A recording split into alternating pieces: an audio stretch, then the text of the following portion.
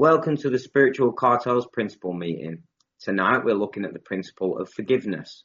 This week I'm pleased to introduce Frank, who has kindly agreed to come and share for us. Okay, Frank, I'll hand the meeting over to you. Thank you, guys. Thank you, everybody. Is there a timer? Do I see a timer or something? Yeah, timer will be called. I'll see you come up and I'll get, there you go. So, hey, everyone, I'm Frank and I'm a recovering drunk and a junkie. This is the best, CA is the best place to make that announcement. I love that one. You're not crossing any lines. So give you a little bit of my background to give you, so again, my name is, Frank, and I was born and raised in Philly, like in South Philly, in the hood. My mom was, on welfare and poor, and I'm sure we all have these stories, but I'm just not giving you an excuse. I'm just giving you an explanation. I remember growing up just being embarrassed that we used to have food stamps, like being on the dole in America. They used to give us a booklet of neon colored money, and my mom used to give that to me, and I used to have to go to the store. That's fucking embarrassing, man. When you're a 9-year-old kid and you got to pull out the food stamps in the grocery store, I was embarrassed. And who came in the store as I was pulling out the food stamps in my little South Philly neighborhood? The hottest girl in my neighborhood. And now you're pulling out food stamps in front of hot girls, right? And so my mom gets remarried to a man, and he's a drug addict like us, and he liked to put his hands on me a lot. He hated me, and eventually kicked me out, made me go move with my real dad. Now, drinking is all, like, the neighborhood I grew up in, drinking and drugging was, and I'm sure all of us have the same, or we maybe came from the same place, but my neighborhood and where I grew up, drinking, it was this Irish Catholic neighborhood in South Philadelphia. So just know that that's the territory, and drinking is everything. And then I had to go move with my dad. My dad lives up in a black neighborhood in West Philly, Southwest Philly, and he has a bar. So he's a little tavern. And I grew up in that bar, and I remember I was just this little kid running around this little ghetto thug bar. And I would pick up the phone all the time from my dad's bar. And I would pick it up and say, Terry's Tavern. And I'm like a 9-year-old little boy. I'm like, Terry's Tavern. And it'd be an angry wife on the other end. There's no cell phone. This is in the 80s. They'd be like, is Mark there? And I'd be like, I'd look at Mark. I go, is Mark here? And Mark go, I'm not here. I'm not here. And I go, Mark's not here. And she'd say, well, if he gets there, you tell him that. Okay. Hang up the phone, and Mark give me $1. And I thought that was so cool. I thought that's what men did. They hide out in these bars, and they do all these illicit stuff with women and drugs, and then they go home to their wives. And I thought that's what a man was. They all had excuses and stories. So eventually, guys, so drinking was just a part of my thing. But when I was about 19, I started to try cocaine, and it really went along great with my drinking. Like it just kept me going. And my first rehab I went to was because of cocaine and drinking. Now, I didn't go there to get sober. I got there for financial reasons. I owed a lot of people money, and I knew I could hide out in a fucking rehab and no one would tell that I'm in there. And that was my first rehab experience, was I was hiding from a bunch of fucking coke dealers. They wanted finances, and I had no finances, so I went to this rehab. That was my first rehab. And look, from there, I started to drink, and then I got worse into the Vicodin that came along, then the Oxycontin. This is during the Oxycontin epidemic. My mom was selling oxys, and of course I even with the family discount, I couldn't afford the oxys anymore. So then I went to heroin. Then I went to just sniffing, maybe smoking it sometimes, mostly sniffing. I'm never going to shoot. Until I was in an abandoned building. Actually, I was on an abandoned train trestle in North Philadelphia, and I'm sitting there, and it's the first time I was ever going to shoot up, and there was this homeless guy who was going to show me how to do it. I didn't know how to hit it yet, and I'm looking over at this train trestle, and there's a man shooting up in his package underneath the vein, underneath the scrotum. He's hitting that vein, and I remember I'm looking at that guy, and it's the typical addict. At least I'm not that bad. Now I'm on the same train trestle, doing the same drug. I'm just putting it in a different vein, but at least I'm not that bad. And that's the story of my addiction. Constantly looking down on all those people. So, and I'm going to get to the forgiveness part. I just want to set this up because, I can look back on my life, and with my parents both being drug addict alcoholics, and have all the resentments in the world, scream at them from the top of the world. Yous fucked me up. Yous did this to me. Right? And I had that for a long time. Some of the resentments and I had in my life was my mom or my dad never would call me on my birthday. This is for years as I was an adult. They never fucking call me. And I'll never forget that every birthday I sit there and I wait for them to call. And then about 10 o'clock at night, when I realize they're not going to call, I like it. Because now I get to hate them for another fucking year. And I get to have that. I'm not going to call them on their birthday. Oh, right after my birthday, actually Mother's Day. So I'm not going to call my mom on Mother's Day. That's how I think. I'll get you back. You hurt me. And I lived that way for a long time. Resentment at my parents, at the people who let me down. So as my drug addiction got harder, I actually wound up moving out to Iowa. So I'm a South Philly kid, moved to Iowa. And if any people, I love that there's such an international meeting with the Olympics going on. I feel like we're the fucking Olympics here, guys. The Olympics of recovery right here. So when I moved to Iowa, I got married and I trapped a woman, basically. I basically trapped a woman in a relationship. And we had kids and we lived on this farmhouse and I had a great job. I was traveling the world speaking and I was a hockey coach and had all this great stuff going on. This is why I don't have to do 1,000 drunkalogs. I could just tell you that continuously throughout my life, I've burned my life down in front of everybody. My children trusted me, and I burnt the life down. I had a big, beautiful farmhouse in Iowa. Again, I'm from a row home in the ghetto of Philly, and now I live in a farmhouse with a picket fence and a dog and kids and a great job, and I'm coaching hockey, all this stuff. And I would maybe get 3 weeks sober, a month sober. I've been going to meetings since about the 90s, and I had this big theory about meeting makers make it, and that doesn't work for me anymore because I had to do the work in this program. But I kept trying this thing, and then eventually I burnt my life to the fucking ground one more time. People depended on me, and there was a man out here in Los Angeles who had told me he could help me. He kept saying he knew men like me, and he's like, you have this disease really fucking bad, and I can help men like you. So when me and my wife got divorced and I lost everything, I came out here to Los Angeles 6 years ago. I just celebrated 6 years in December. I have the same, I moved out here so this man would be my sponsor, and he still is my sponsor to this day. And I'm setting up what I do with my sponsor because this is the only way I was ever able to forgive people, ever, was by doing this work. And so I came out here, I submitted to this, that I've continuously burnt my life to the ground and harmed anyone that tried to love me. I've sent tons of people to Al-Anon. I've never gotten a thank you note from them, but I've definitely sent a lot of fucking people to that organization because I've really hurt and harmed a lot of family members and people that tried to love me. The loved ones. Making our children neurotic. I did that to my children. My children used to say to each other, and now I found this out after I got sober, is that they used to say to each other, hey, be good tonight so daddy don't use. You know what that does to a child? It says, don't be a child and don't fuck up. Because you fuck up, daddy might use. That's what my children used to say to each other. So I move out here, and how do I start to work this process? Is for one, I'm fully honest with my sponsor. And when I told my sponsor all the shit I had done in that fourth and fifth step, there was this awakening to me that happened. And I hope it happens for other people. It happened for me. When I was talking to my sponsor and unloading some of the most raunchiest stuff in doing this deal, he said, for one, anything I say, he'd go, oh, I did that. I did that too, and that always helps as the thing moves along. But anyway, I got very honest with him about what I'd done wrong. And there's things that I told my sponsor that there could be a deposition one day. That's the legal jargon and stuff that I used to be involved with back in my day. So I had to be really honest with that man. And when I started to do my 8th and 9th step, we took a lot of that from the 4th step. So the forgiveness part was, I told you guys I was a hockey coach. I coached very competitive, like youth hockey, like people that pay lots of money for us to coach their kids and take them all around the country and play in tournaments. And I did that for a while. And there were years I was doing that and I wasn't sober. I was coaching kids and I wasn't sober. So I told my sponsor about that. And I'm talking probably like 100 kids more in the years I was coaching hockey. And my sponsor goes, you're going to call all those parents. and you're going to make an amends.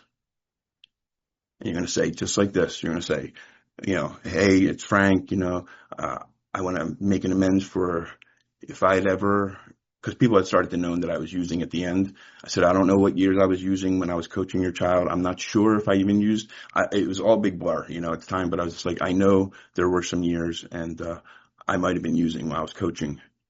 These are these people's children and they pay thousands of dollars. And I'm going to tell you that more than, I would say probably more than 90% of them were all like, it's okay, Frank. Like, they're like, we noticed a little something. There were a couple of parents who were like, we didn't notice anything. And then there was two parents who were like, fuck you. Don't ever call me again. We never want to see you ever again. And I had to say, okay. So what's funny is after I did all those amends, I had to go back to Iowa to watch my son play in a big hockey game, this Thanksgiving Day game in Iowa. It's like this big rivalry. Anyway, it's a big game. And I went back to go watch my son play in it. And all those people were in that arena. Every person that I called was in that arena. And I'll never forget, I was like, how is this going to work? And I just said, I'm going to trust in God. And I opened up that door to go into the big arena. And I received nothing but love. Nothing but love from people. And that's kind of, so, I start making these amends and, there was like financial amends where I called, and I'm saying the amends because it's part of me forgiving myself and forgiving how this is going to work. But there were other times where like, I got caught in the Philly airport in 2001 with a gun. Just, whatever. It just happens. And I got caught in the Philly airport with a gun and they wound up dropping the case on me because I paid a big lawyer or whatever. And I got out of the whole case. Well, the FAA who run the airport were like, we don't give a shit. You owe us $1,000. We know it's a fine. We know you had a gun in the airport, right? Whatever. So I get a letter and I tell my sponsor about this. And this was years later. I had gotten the letter and years later I'm making the amends and I call the FAA. My sponsor goes, hey, you better call the FAA and pay this fine. So I call him and the guy, this little Poindexter guy answers the phone, and I'm like, hey, I think I owe you a fine. I owe you money. I got to da-da-da. And he starts checking the systems and stuff. And he's like, I don't see it. He's like, I don't see that you owe us anything. So of course I'm like, oh God, thank you, God. It's a miracle, Call my sponsor because everything's a miracle, right? It's a miracle. So I call my sponsor and I said, hey, they said they can't find that I owed that money. I guess it's great. And he goes, oh, so I take it you didn't have a gun in their airport then. I said, oh no, I had a gun in their airport. He goes, well, you owe them the fucking money then. Call him again. And I called again and I got some other little guy in a old room, storage room who like pulled out the paper file and found it. And I was like, damn, but you know what? Because I travel a lot, I never have to worry about one day being on an FAA list, that I know of anyway. But that's the things. When I do these little things, I get to walk with more peace. So now the big thing was on my family, the forgiveness of my family. I had to think when I started to do these amends, throughout my life, I'm an amazing judge of others, but I'm even a better lawyer for myself, right? Like I will tell you all that you've done wrong, and then you go, but you did that too. And I'm like, but no, it's different. It was different when I did it because you don't understand.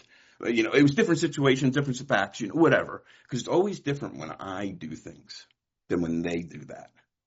So I had to watch when I started to write these amends out or write my 4-step out with my dad, dude fucking abandoned me. And as I'm writing out this thing, you do is this resentment my fault? And it's like, but is it? And then I go, it is my fault. I still think about this guy. Right? I haven't talked to my dad to this day, still probably 14 years. My mom died of a fentanyl overdose in a crack house in Philly, typical.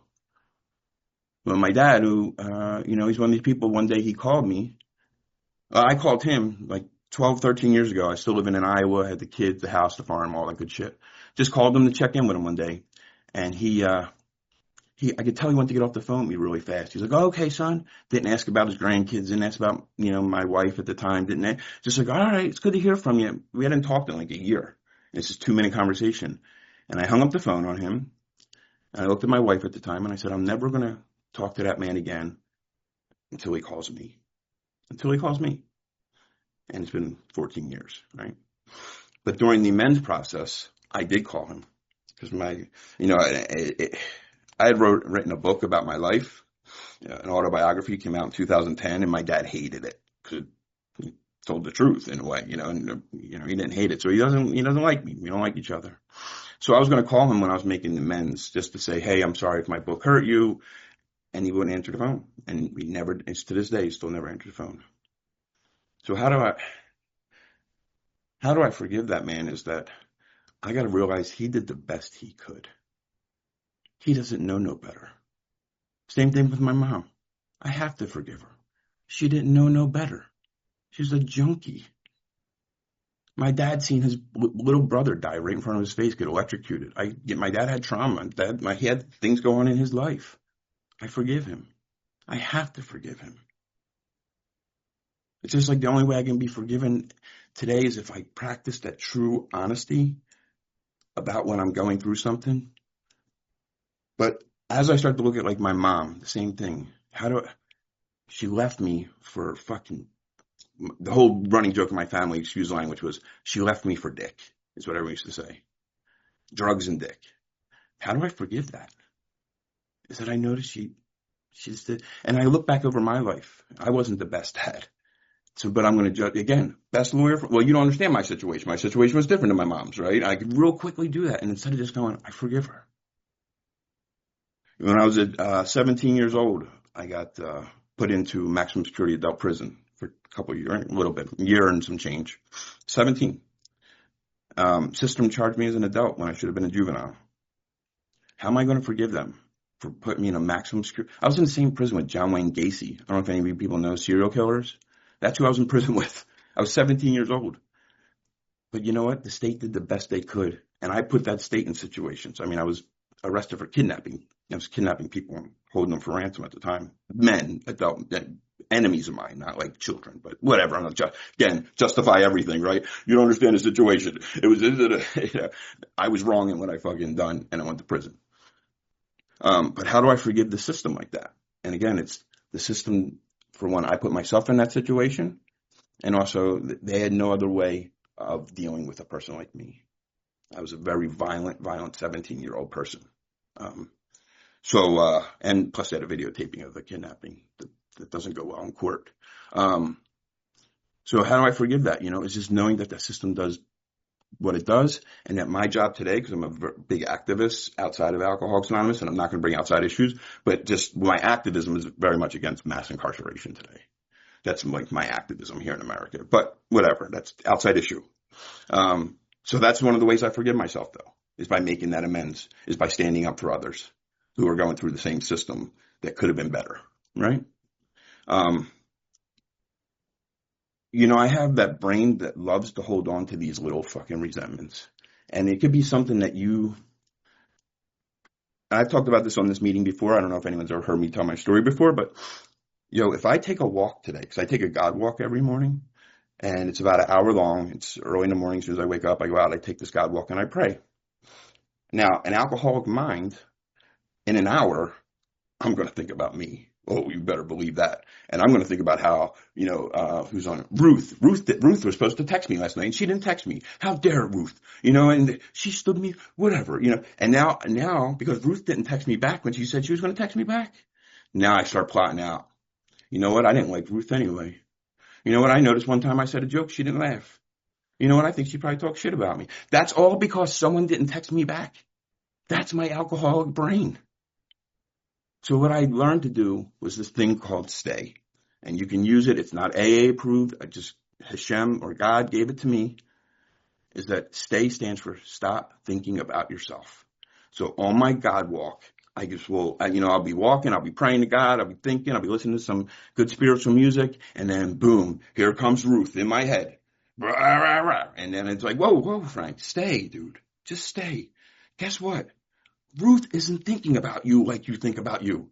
She is fucking busy. She's got something to do. And I'm sorry I'm making an example of you, but it's just the way it goes. Just the way it goes. That's what I mean. Like, my mind instantly thinks that you're attacking me.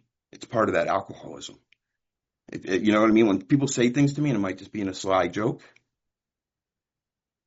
and it's a lot to do with the way I present myself in this world, you know? It's one of those things too, like we're talking about this, when we talk about this forgiveness thing, if I sat around with a newcomer and I was just like, yeah, fuck my parents, you know, that's not attractive. That's not attractive. What attractive to a newcomer is when a guy's telling me about his parents and I go, I know, but you know what's really hard to know, man?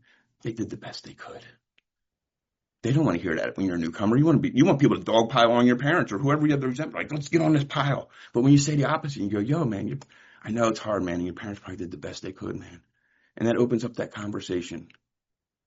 Because then I get to go, yo, my parents did this to me. My parents did that to me. And I fucking forgive them and I live a good life today. My soul, I don't wake up and think about them, which I used to do. My drug addict mind loves to wake up and thinks about how you did me wrong. Until I got this program and I started working these steps, I get to wake up a free man today, a free person. So to continue on with I was making these amends. Some of them were to my children. And that's this forgiveness, you know? I mean, I really fucked them up. Daddy wasn't there sometimes. Daddy didn't come home for a weekend sometimes. It's the truth. So, and like I said, my children, when I was making the amends is when my son told me about what he used to say to his sister. So I made an amends to my son and I just said this to him. I said, I love you, son, and we've been through a lot because of the divorce. There was a horrible, nasty divorce in our home and, bad, broken home with that divorce. And so I just said, I'm sorry for whatever I didn't say I'm sorry because I don't say I'm sorry when I make an amends, but I just said I'd like to make an amends for the things that have happened in our lives. And I'm sorry for daddy using, or I didn't say sorry. I said, for daddy using, and making our lives not as structured and as safe as you should have felt. And I'd like to make an amends to you for that. And I said, I know that the one way I can like to make this up to you is that I will never ask you for anything ever again. I will only want to know what can I do for you for the rest of your life. And to this day, my son is 22 years old. He's in the Marines, and he takes me up on that all the time. Can you come get me? Can you pick me up? You drive me, because his base is in the middle of California, so I'll take advantage of it. My daughter is the same thing. So I have two daughters. My oldest daughter was born when I was in prison. And she wants nothing to ever do with me. She never, like her and her mom live in Illinois and they don't want to ever talk to me. That's what they've said. I reached out to make an amends and my daughter, I just reached out to my daughter to see if I can open up the dialogue. And her first response was, I don't care what you're doing. Don't ever contact me and my mother again. And I had to say, okay, call my sponsor. Again, everything I've done in this point has been through my sponsor and directed.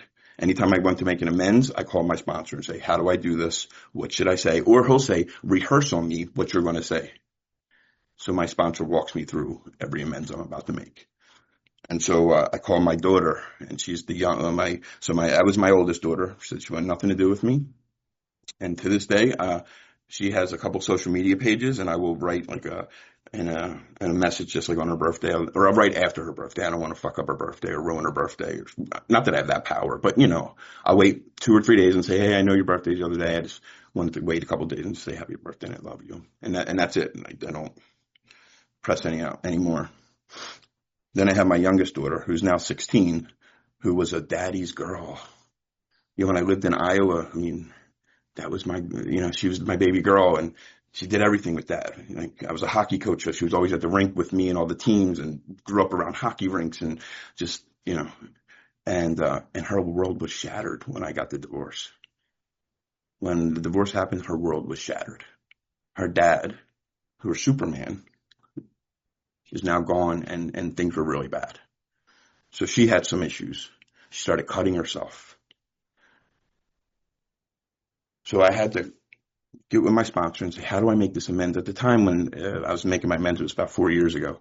So she was 12. So it's, a little different, it's a child. And I have to be gentle. And I real quickly just made the amends of, hey, daddy had, daddy had some issues. Me and mommy got the divorce. You are so loved. You are so loved. And I want to make it up to you. How can I make this right for you, for our relationship to continue to grow? And my daughter just, she's like, just stay clean and sober. That's all my daughter wanted. Just please stay sober, because they've seen it.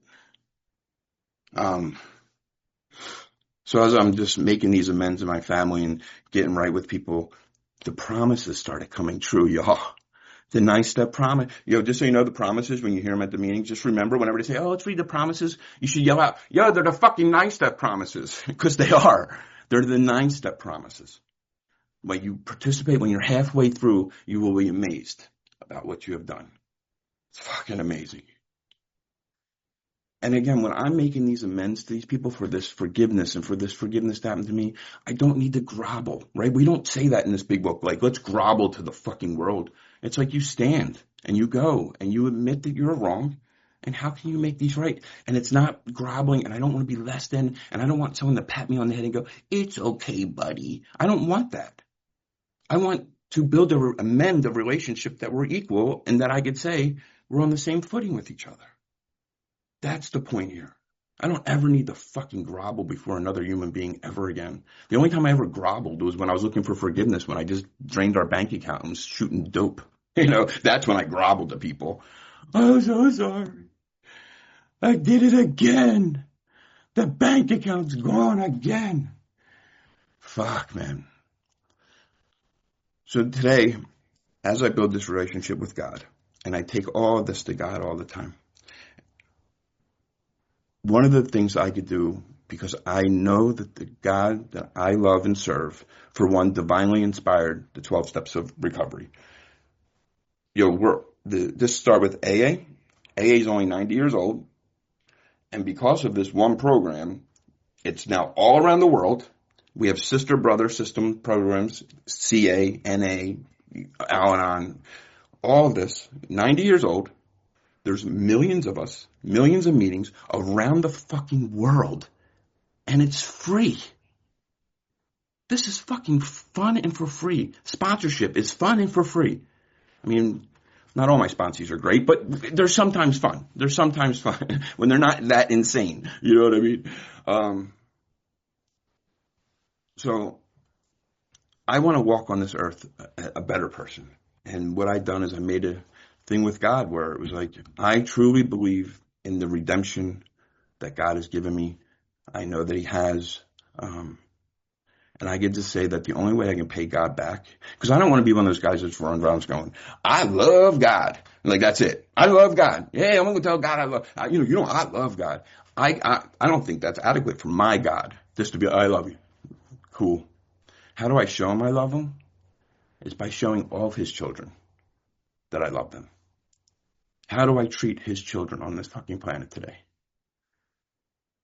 And if that's what I have to do, and I don't know, over this last 6 years, they get the God consciousness. That I have that, guys. It talks about I got it. I don't know how I got it. Well, I know I got it from doing the fucking work and calling my sponsor every morning and doing 10 steps and doing 6 and 7s all the time. That's how the God consciousness opened up in me to where when I first meet human beings today, my first thought is, that's a child of God.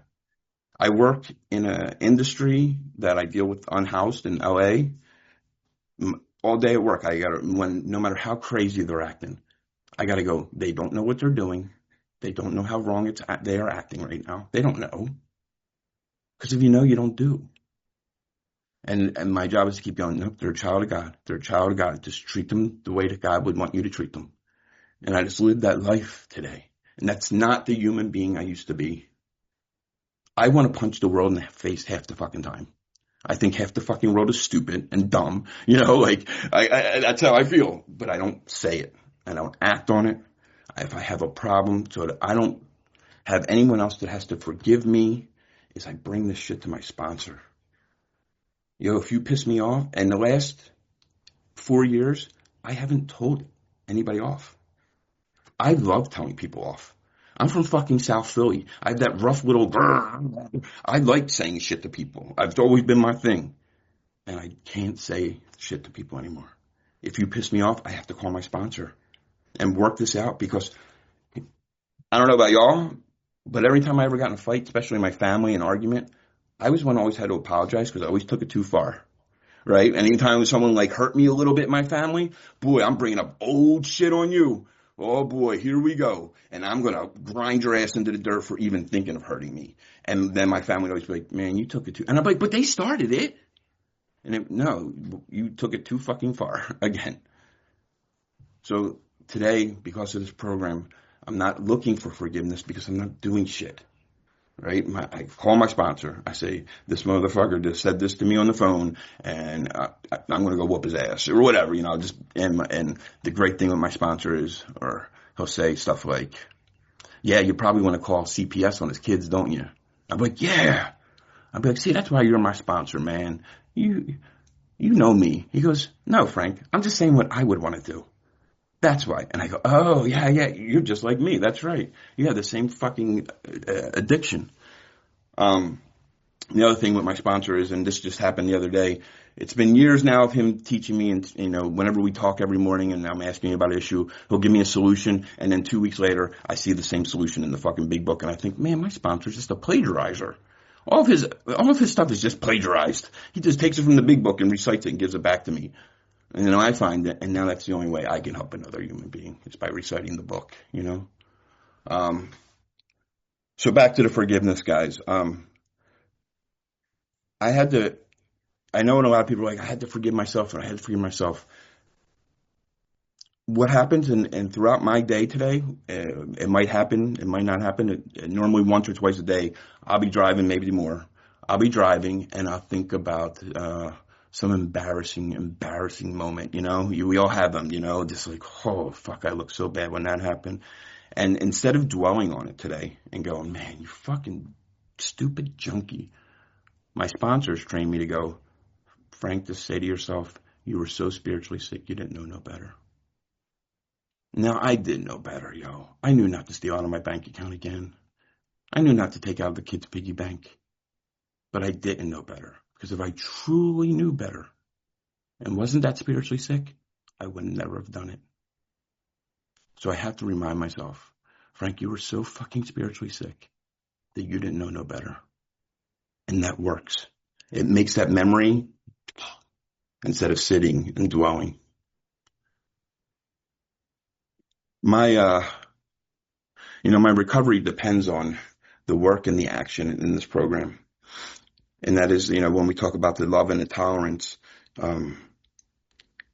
it's hard sometimes, when you're at a meeting and you hear the same guy share the same bullshit that he shared every day, same joke, right? You hear the same fucking joke the guy says, and you're like, motherfucker. And I would start to get these anger at these meetings. And so then I would go to these meetings fucking angry. Like, what the hell am I doing? I'm going to an AA or a CA meeting or an NA meeting. I'm going angry. So I start calling my sponsor, and he's like, you're heading into the den of the sick, which we are. You're headed into the den of the sick. What do you think they're going to be like? He goes, you have one job when you get to that fucking thing. One job. You wait for that newcomer to raise his hand, and you jump on him like a cheetah. Just get on him.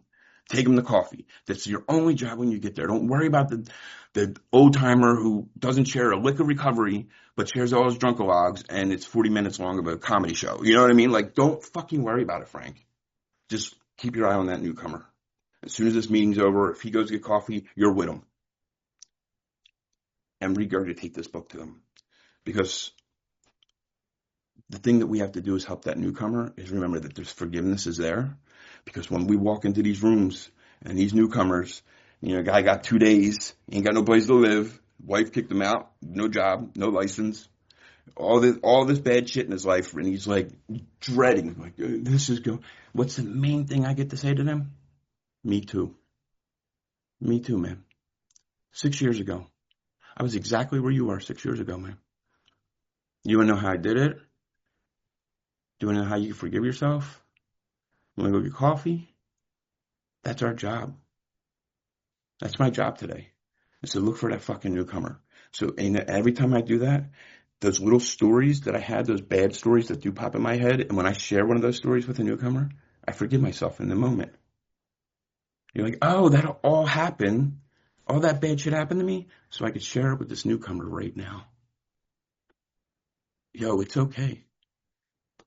You can forgive yourself, right? And then we get on again, newcomers. I love it because I was a newcomer 1,000 times. So when I say this, we're fucking insane. You're a newcomer. We're insane. I just got done again, shit all my life 2 years ago. Then I would get sober and I would get a year and make everyone love me again and trust everyone. And then my brain would tell me, it's okay to do it again. It's okay to do this again. You're going to do it differently this time. So I had to remember when I'm talking to a newcomer that that's a lot of the thinking that's going on. And just how do we work this thing? Let me see here, my forgiveness.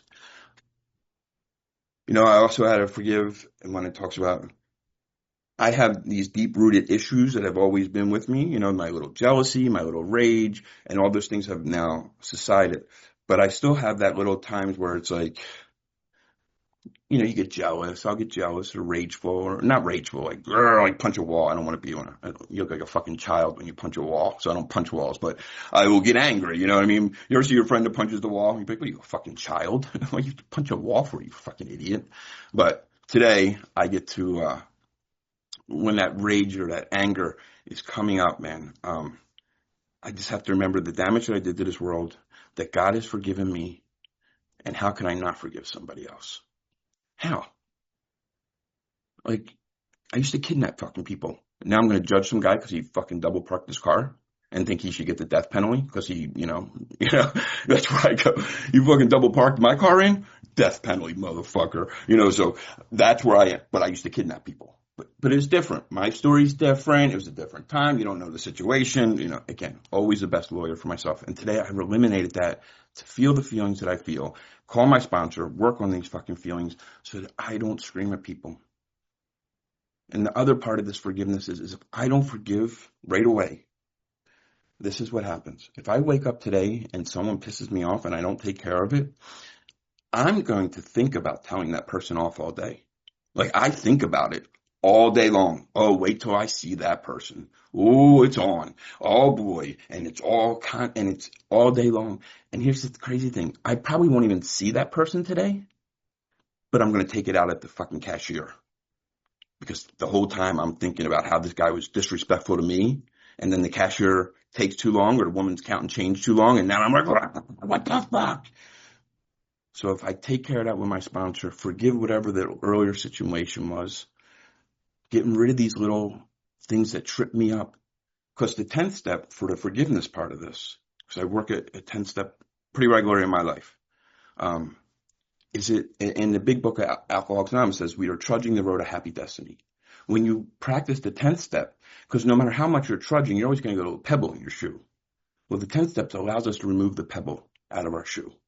So we get to trudge a little bit more comfortably, a little bit more softly, with some humility and humbleness.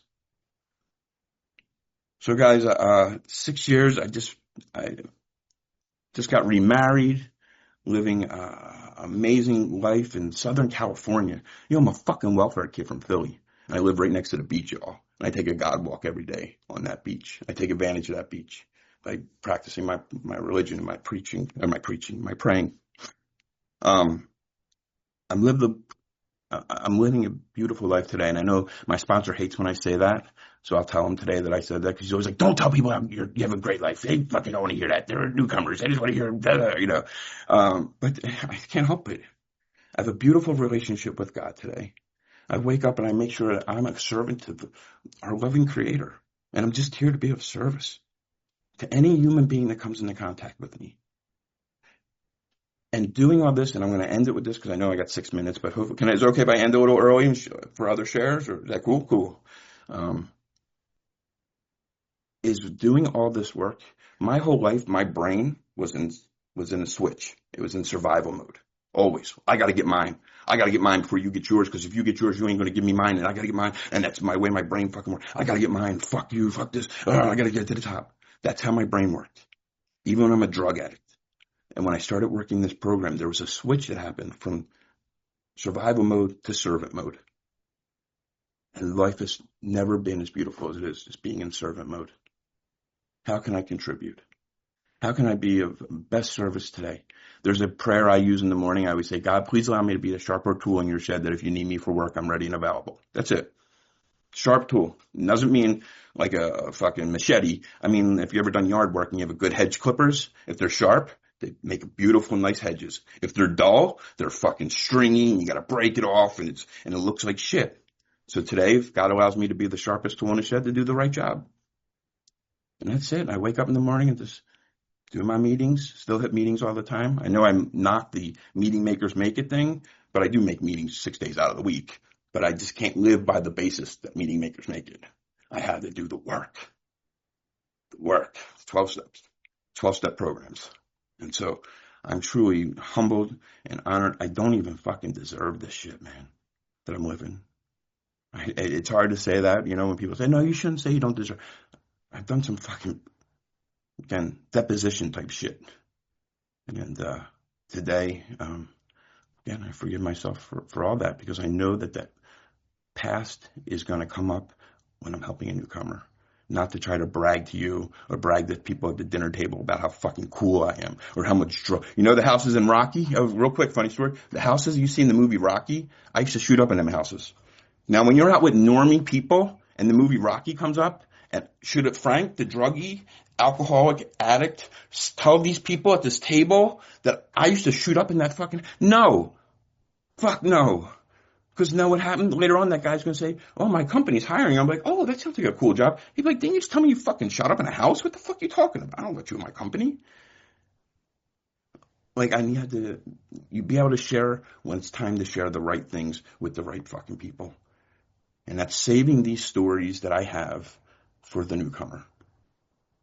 That's it, guys. And I've been able to forgive myself. Absolutely been able to forgive myself and wake up with a clean soul. So thank you all for allowing me to share in your beautiful meeting, the Olympics of recovery right here, y'all. The Olympics. So thank you all for having me. Frank,